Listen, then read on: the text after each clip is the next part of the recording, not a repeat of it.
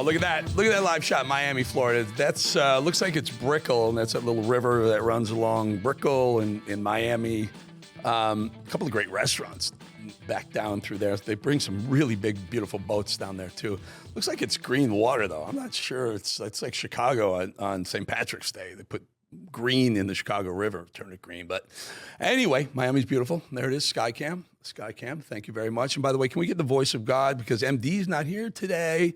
MD went home a little early today, but we have Colin. Colin, you on the voice of God? I'm here. Yeah, Mad Dog went home early today. Mad Dog went home. Do you, can we see the control room shot, please? Can we see that control room shot? You know where it is? There it is. There they are, the folks. There they are. Here we are up in the corner. Okay, here we go. Welcome. Happy Thursday. By the way, when will Caitlin Collins learn to wait her turn? She's so rude in the briefing room. Trump completely dismissed her yet again after she tried to cut the line and interject during a briefing. You said that your national security advisor learned a lesson after a reporter. Excuse me, I didn't make you. Go ahead, please. And Trump, you know, he was like Caitlin Collins. Remember when CNN had a town hall with Trump, and he just completely rolled over her. He hasn't liked her very much since. And she's trying to do the Jim Acosta thing, make a name for yourself by being super disruptive and something like that. That was in the cabinet meeting. I think it was either on Tuesday when they had the cabinet, all the cabinet secretaries around, or Wednesday when they had the ambassadors. But Caitlin just kept trying to interject, and Trump's like, yeah, next, please. Well, Caitlin Collins' days in the briefing room also may be numbered because Caroline Leavitt became the latest person to shut her down for Caitlin's nastiness. The first bombs will definitely drop. Does the president feel that he was misled by his national security advisors, whoever it was that told him there was no classified information in there, now that he's seen these messages? I've now been asked and answered this question 3 times by the both of you, and I've given you my answer. The president feels the same today as he did yesterday. Okay, Philip. And on my follow-up on what you had just said. Go ahead, Philip. Caitlin, I'm not taking your follow-up. I have a follow-up on something you just said, though, Caroline. That's Caitlin, regarding I'm not taking your follow-up. Philip, go ahead. I've called you. Well done, Caroline Leavitt. The L's, losers, the L's keep rolling in for Caitlin, even when she's not at the White House. Doug Collins destroyed Caitlin on her own show after Caitlin dodged a question about veterans. And honestly, Doug Collins was 100% right about everything he said.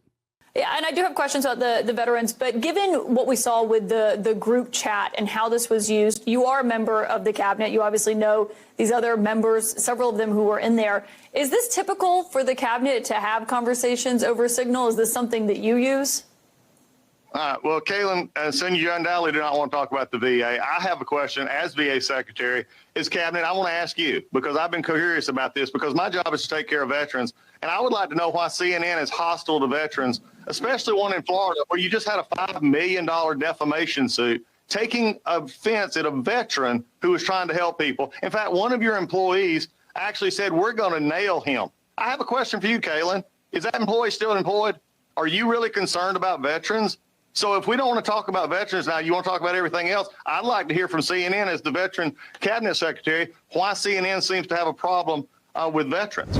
Stunned Caitlin Collins. By the way, Caitlin Collins, I've known her a very long time. I put some things up, you know, some of this nonsense that she does in the briefing rooms and in the Oval Office and whatnot. She texted me the other day. She's like, hey, Bolling, what's going on? I thought we were friends. I'm like, well, we are friends, but you're being an idiot. She used to work for Tucker Carlson at the Daily Caller. That's where Caitlin got her start in media. And now she goes to CNN and becomes a complete lunatic nut job. And whatever this is, Caitlin, it's not becoming. You're a smart person. You want to be lefty? Fine, be lefty. But this disruptive, interjecting, you've been told enough and you keep going. It didn't work for Jim Acosta. It's not going to work for you. Just let it go, Caitlin. I don't know. You got a 9 o'clock show. Embrace it. The Don Lemon Show has been producing some great clips for our show lately. Just to be very clear, that's the farthest thing from a personal endorsement of Don Lemon or anything that Don Lemon does. I'm talking about the arrogance and stupidity that we get to expose every time Don seems to open his mouth because nobody's really watching him to begin with. Here's his latest hot take, which had a little help from none other than The View's Sonny Hostin. And so why do they want to gut education? Because a less educated America is a permanent working underclass. You can pay those people a lot less. You can make a lot more that way. And control them. And you can control them. And that's why when you look at the stats, and I got some flack for saying college educated people voted in vast numbers for Democrats, whereas non-college educated people voted for Republicans. What are they saying? What are they even saying, these lunatics? They have no idea what they're even talking about. I'll tell you what, be honest with you, America dodged a bullet, dodged so many bullets by reelecting Donald Trump. It's unbelievable. Some of these are obvious. Others have taken a little longer to come out for us to realize how lucky we actually are that Trump is president, like the left's quiet plan. This is amazing. The left's quiet plan, we never heard this before until now. They were quietly, secretively on the left. They had a plan to waste $10 trillion of your money, 10 more trillion. Listen to this bombshell revelation.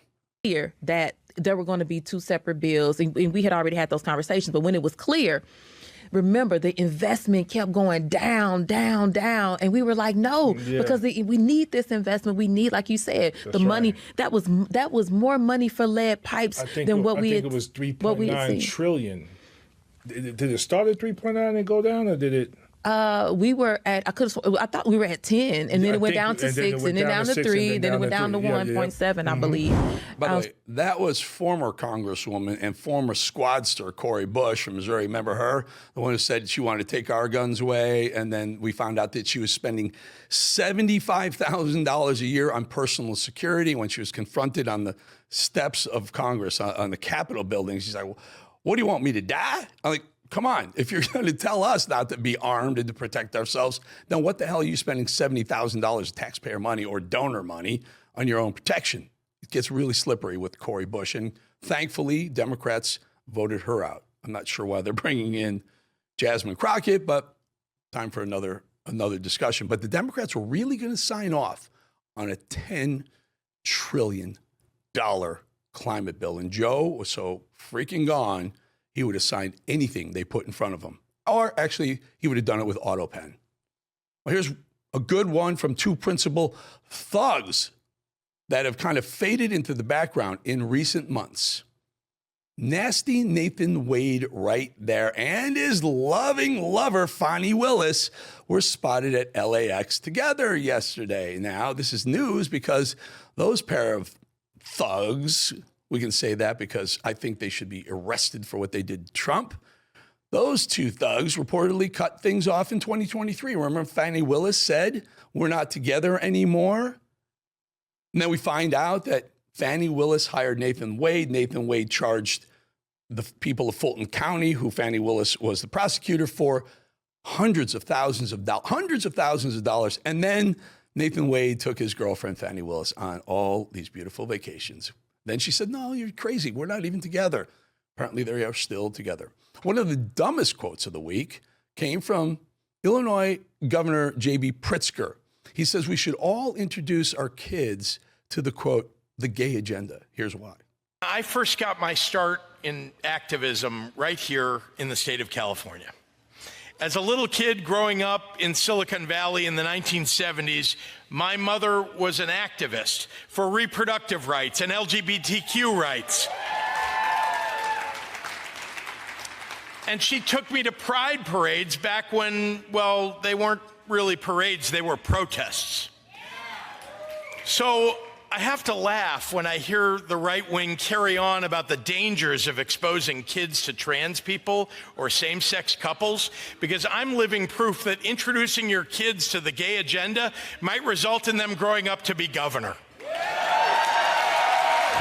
This dumbass, this guy is part of the family that owns a major hotel chain. So don't give me this crap that you're a shining example of showing your kids the gay agenda and you'll turn out to be governor of Illinois. You bought your way into that, J.D. Pritzker, you creep. And by the way, you're on your way out. You're on your way out. Maybe you teach your kids how to eat right so you don't end up fat like you. Sorry. Donald Trump absolutely crushed our friend Jazzy Jasmine Crockett. Apparently, the president, just like the rest of us, has heard enough of this woman running her mouth. Take a listen. She lies, but she's a lowlife. And she's a very low IQ person and a lowlife. And I don't imagine the Democrats are going to have a person like that running their party. If they do, they'll never win an election again. It would be very hard. But I can't imagine she's going to last long. And what do you think of Governor Gavin Newsom's? Sorry. To be smart, you do need a brain. You can't get around with little quips. And I've watched her. I've only heard of her for the last couple of days, and I watched her make a speech, and she can't speak.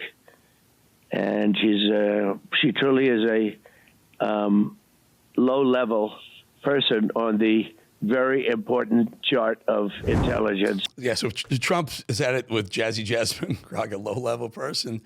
I don't know. Democrats like these low-level people. And by the way, that was Vince Coglianese, who is sitting in now temporarily until Dan Bongino, if he's coming back. He says he's coming back at some point, but he's now waiting to be confirmed or has confirmed. I'm not sure if he's, but the deputy director of the FBI under Kash Patel, that was his podcast and radio program, and Vince Coglianese is sitting in. And to their credit, they got an interview with President Trump. Speaking of J.D. Vance, though, let's think of J.D. Vance went to Quantico yesterday. Check this out. This is really cool. He went to Quantico to shoot some big guns. I just wanted to take you through it and let you take a listen and take a watch at J.D., really knocking down some bad guy targets. Watch. Just take a listen.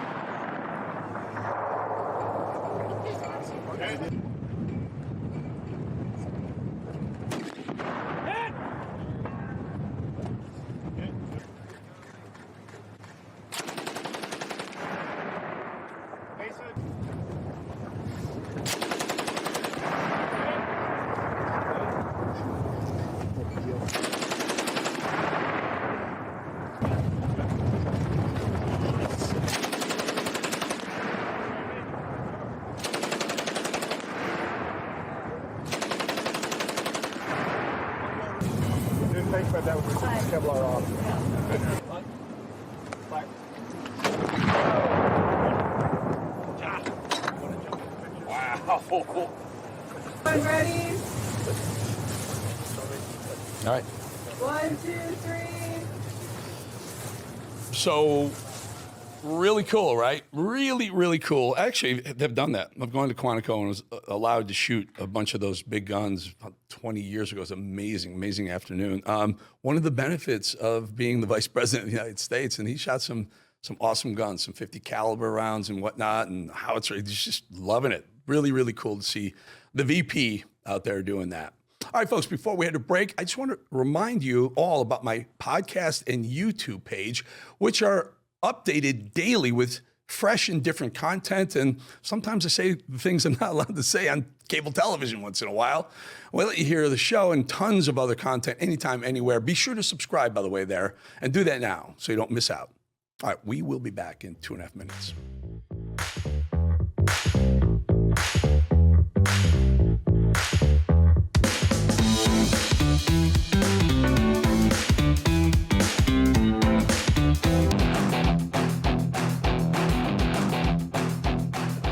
Look at that. Look at that. Look at that. That's the live Statue of Liberty cam. As one of the folks in the control room said, it's like Statue of Liberty taking a selfie. How beautiful is that shot?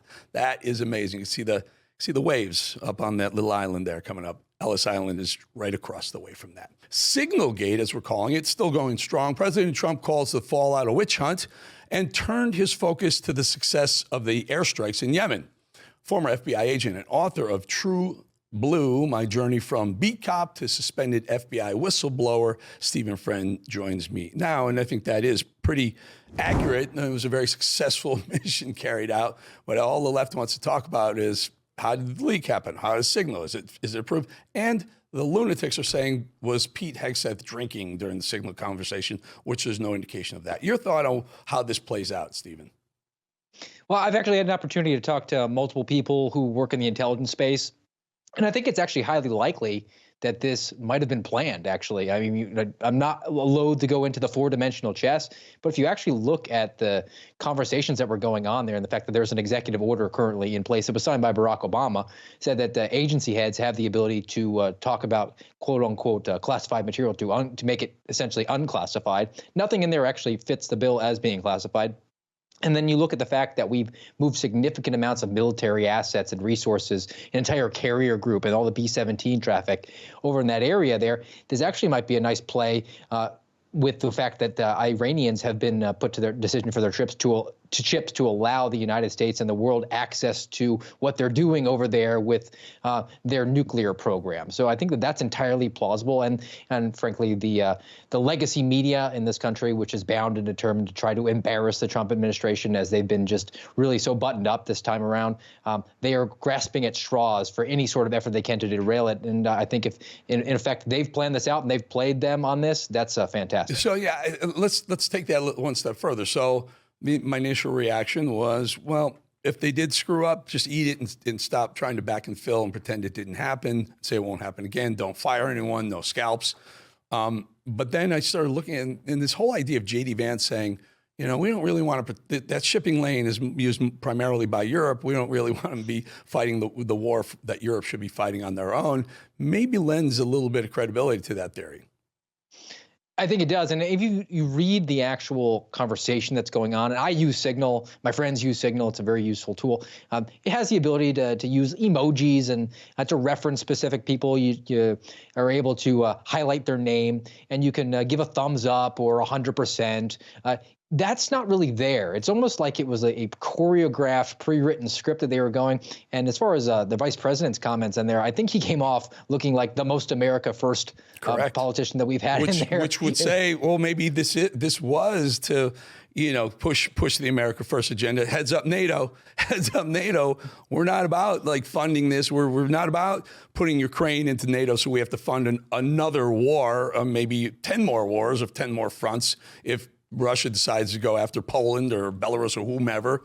Maybe it is some of that. And it never really made sense to me for the length that we've gone to have these strikes against the Houthis, because really they could have just used one torpedo to take out one Iranian vessel, and that essentially would have defanged the Houthis to begin with. So I think moving all of those resources out there, it might be a haversack ploy to let the Iranian government believe that we're actually devoting all this personnel, material, and attention to the Houthis, when in effect we're staging ourselves to then give them the offer that they can't refuse and say, you're going to have to open up everything or you're going to face the full wrath of the United States. And what about this idea that JG, I just didn't like the explanation. Like, it was JG, it was Jeffrey Goldberg. Jeffrey Goldberg. I don't know why they acted like they didn't know was on there, because any Signal chat group, you can see who's on it, even if they use the initials. Like, let's check out who JG is. And listen, I want to give them the benefit of the doubt, but I don't know why a trade rep would be on that chain. It doesn't make a whole lot of sense because, within Signal, you have the ability to have contacts in there. And we had the National Security Advisor saying that he's never communicated with Jeffrey Goldberg. I have no reason to doubt him. He seems to be an upstanding guy. So the fact that would have been added in, he would have fat-fingered just so the Atlantic reporter who put out the suckers and losers narrative, and the fact that in the lead up to the 2024 election, that the allegation that Trump really liked the Nazi generals. I mean, he was a reliable mouthpiece for the communist left in this country. So maybe there actually was an element of, we're going to troll Jeffrey Goldberg as long as we're going to be doing this. Let's use him as the useful idiot. And in fact, let's give him this information. And actually, being a responsible journalist, he's not going to be able to come out with it until it's not useful to expose. Well, Steve, he wasn't able to verify. If that's the case, which would be brilliant, the 3 or 4D chess, if you want to call it that, but then they should have shut down the conversation afterwards. When he started to finally say, this is what I got, and I knew about this, they should all just zip the lips, let them get way over their skis and go, hey, guess what? We owned you. We knew you were going to do something like this. They didn't. They had that Pentagon guy come out and say, confirming that actually happened, which just puts a little bit different spin on it for me. I'm just trying to, stay completely MAGA in this. Mike Waltz, how come how did he get the short end? How did he draw the stick to say that was in my contact list that got added into the Signal? Final thought. I think all the machinations of this will bear themselves out here in the next probably couple of weeks. If Mike Walls is still kept on, I think it will lend credence to the fact that this might have been an op the entire time. Or if it was an oops, I think there should be actual accountability. If you brought that guy in on that chat and he didn't need to be there, then the buck has to stop with them. Got it. Leave it right there. Mr. Stephen Friend, appreciate your time. You got it. Thanks. All right, folks, we'll be back in 2.5.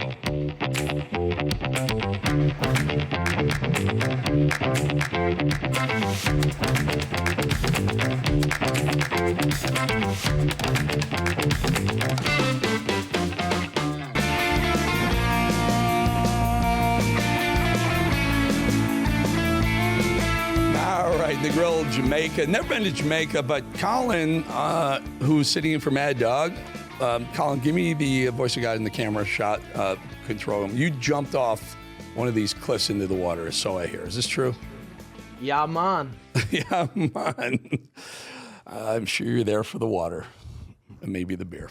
All right, let's bring in senior Hoover Institution fellow Victor Davis Hanson to talk about corrupt Democrat judges and how the left has lost its way. Really good. By the way, every time you're in a room and Victor Davis Hanson walks in, I don't care who you're with, you're in the room with the smartest man in the room right there, Victor Davis. Victor, really good to have you. So this Judge Boasberg has stopped the deportations, Trump's deportations of the criminal Trento Aragua gang members. He stopped it. It went back and forth. It's been paused again. Another court paused it again. And now I find out today, Victor, is this true that the same judge has been handed the other case and a group of people are suing the group that was on the Signal chat over the leak to Jeffrey Goldberg? Did you hear this? Yeah, I did. It's accurate. What do you think? How does this guy get these two big cases against Trump? I think I think what we're watching is that the traditional mechanisms of the Democratic Party no longer exist to exercise power. They don't have the House, they don't have the White House, they don't have the Senate, they don't have the Supreme Court.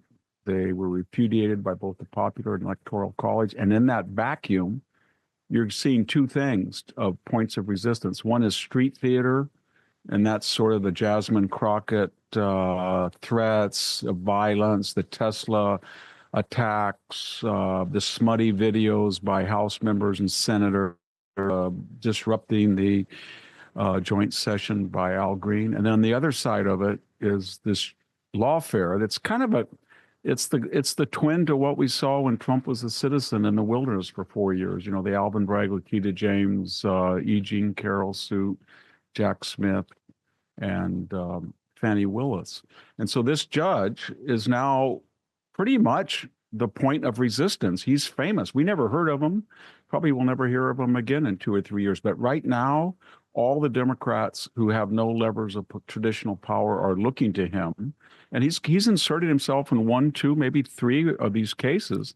And he's kind of a cult hero. He's the judicial counterpart to Jasmine Crockett. Both were non-entities just a few months ago, but in that vacuum, they got to be known. They're power hungry. They think they're going to single-handedly stop Trump.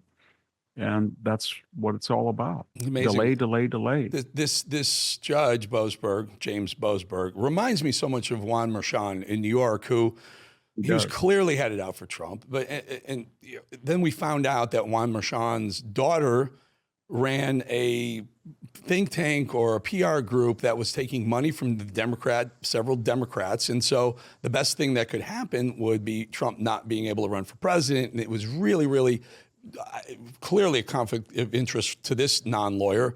But then this guy, this Boasberg, Laura Loomer discovered that Boasberg's daughter runs a 501c3, an NGO that's taking money from USAID to protect illegals, house and hide illegals in this country. How is that not a conflict? Well, it is.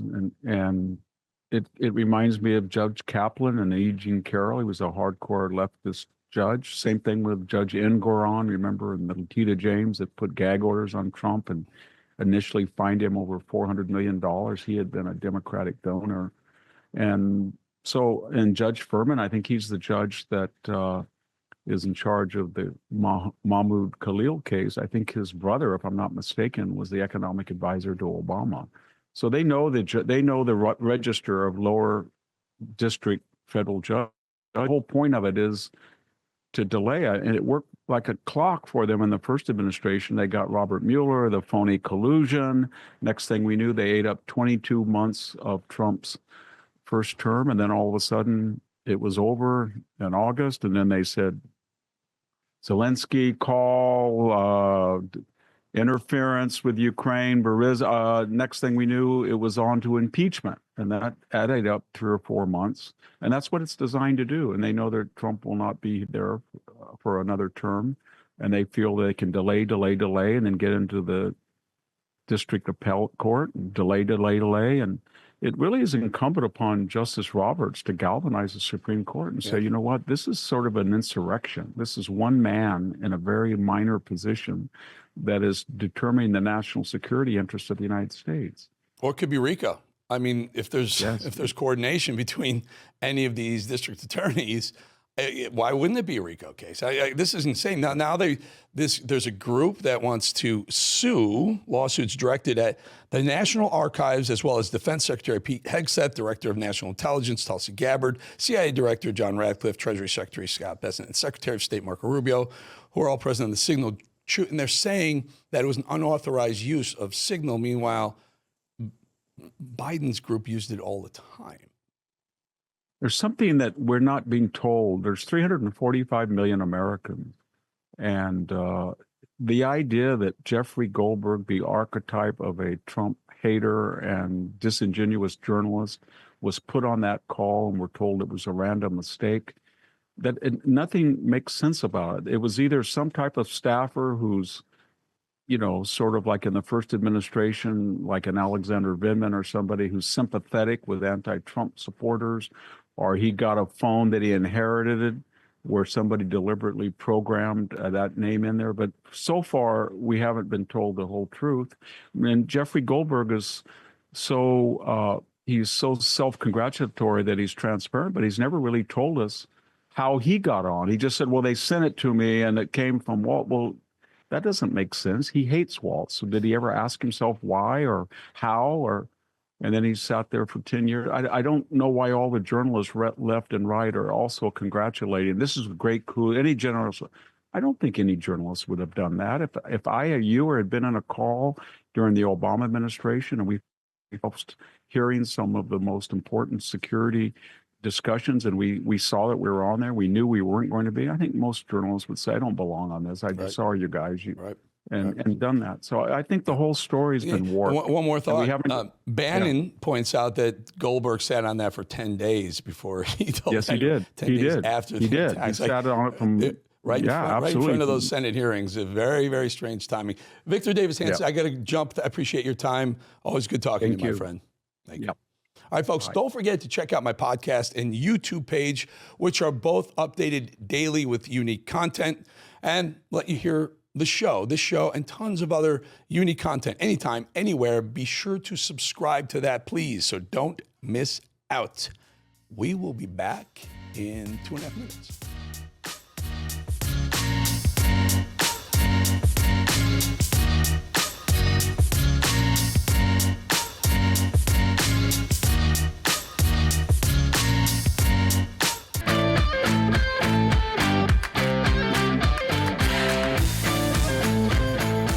There it is, Rio de Janeiro, Brazil.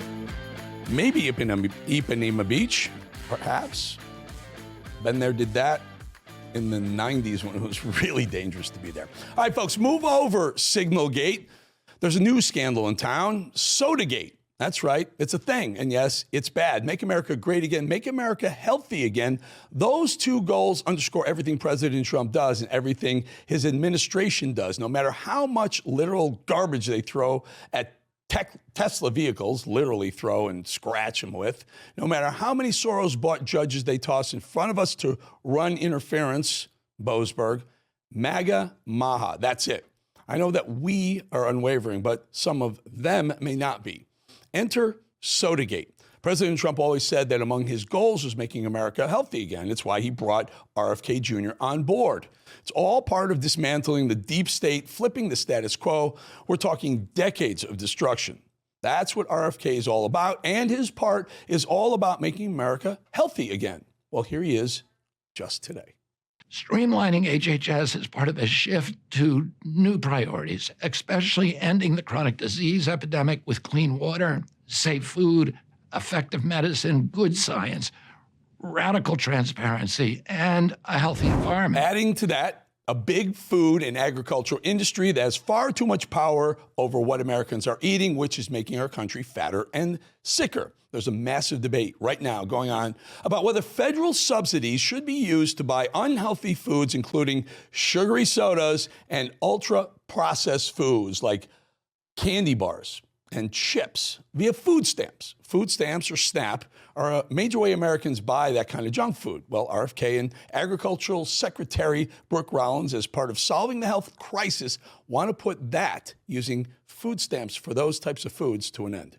I look forward to working with Bobby Kennedy as we figure out, do we have the healthiest choices? So when a taxpayer is putting money into SNAP, are they okay with us using their tax dollars to feed really bad food and sugary drinks to children who perhaps need something more nutritious?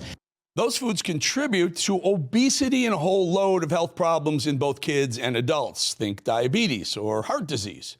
Some of the leading killers in the country right now. So because most people who use food stamps are also on Medicaid or other government-funded health programs, taxpayers are literally picking up both tabs. The tab for the foods that make people sick, and then the tab to pay for the treatments when they do get sick. We pay for the soda, and then we also pay for the resulting massive medical bills. And here's the thing, soda is the most common item purchased with SNAP benefits. The food industry giants get richer and richer. Big soda gets fatter and fatter, while Americans get sicker, poorer, and fatter, literally. Just some numbers here. In 2015, 2016, obesity-related treatment cost taxpayers about $60 billion per year. Billion. And that number has climbed exponentially in the last 8 to 10 years. Another number, about 23% of food stamp dollars, almost a quarter of food stamp dollars, go to things like soda, candy, and chips. It's about $25 billion a year.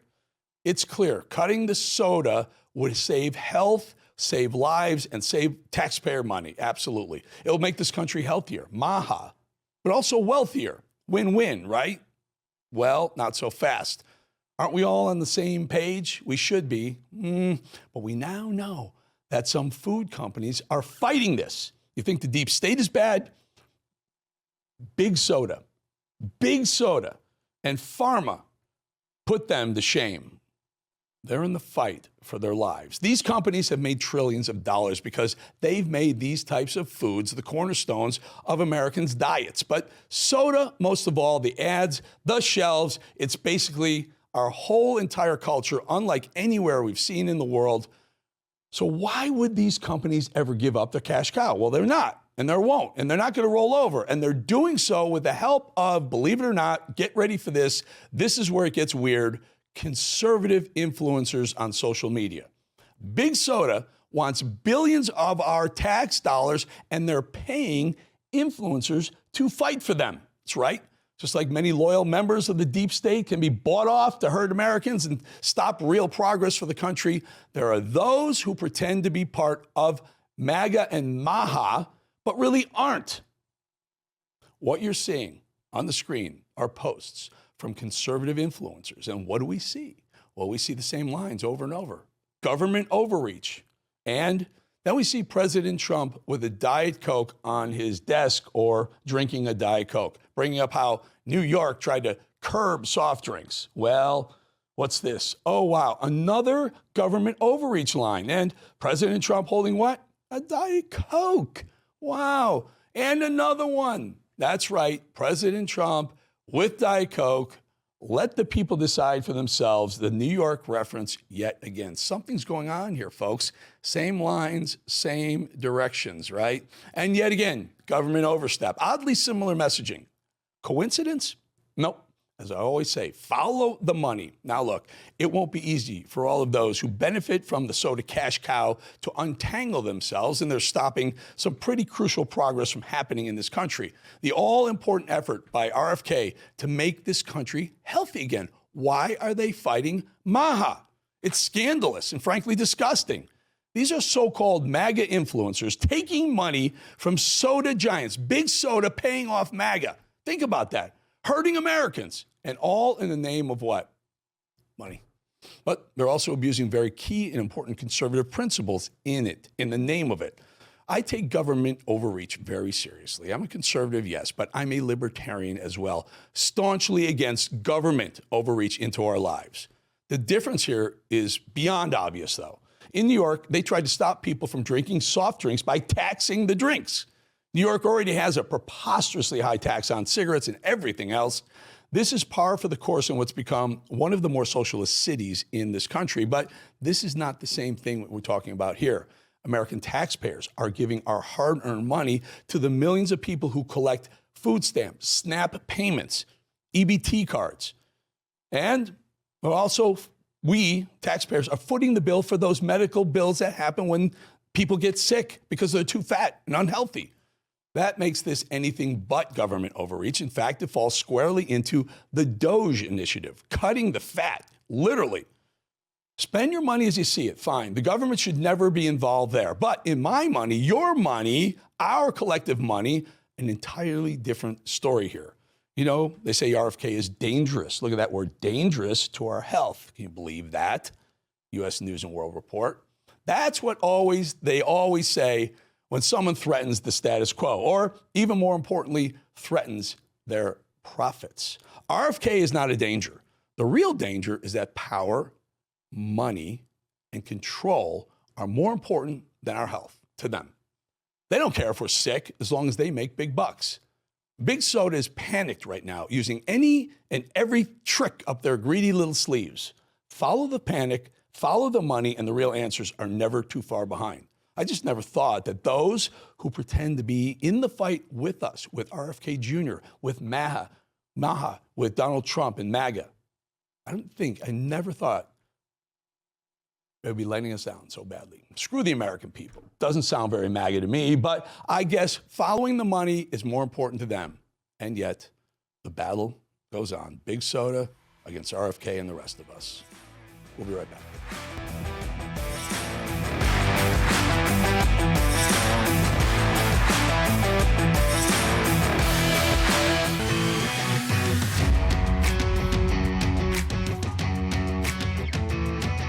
All right, there it is. Colin, can I get the control cam and the voice of God? Colin, tell me the name of that city you just showed there. What was the name? New Orleans. No. Come on, man. New Orleans. Nolans. Not New Orleans. Nolans. There you go. It's a wonderful place. One of the best cities in America, by the way. All right. Let's bring in Mr. Stephen K. Bannon because there's so much to talk about. We have a lot to talk about, Steve. First of all, we'll do the serious stuff first. This Judge Boasberg. Now I'm to understand that the guy who stopped the deportation of the criminal thugs in Tren de Aragua by Trump, the guy who stopped that, is now been assigned, somehow been assigned also this investigation and maybe a lawsuit against Hegseth and Waltz and the rest of them over some sort of records violation. Does this feel like New York Mershon all over again to you?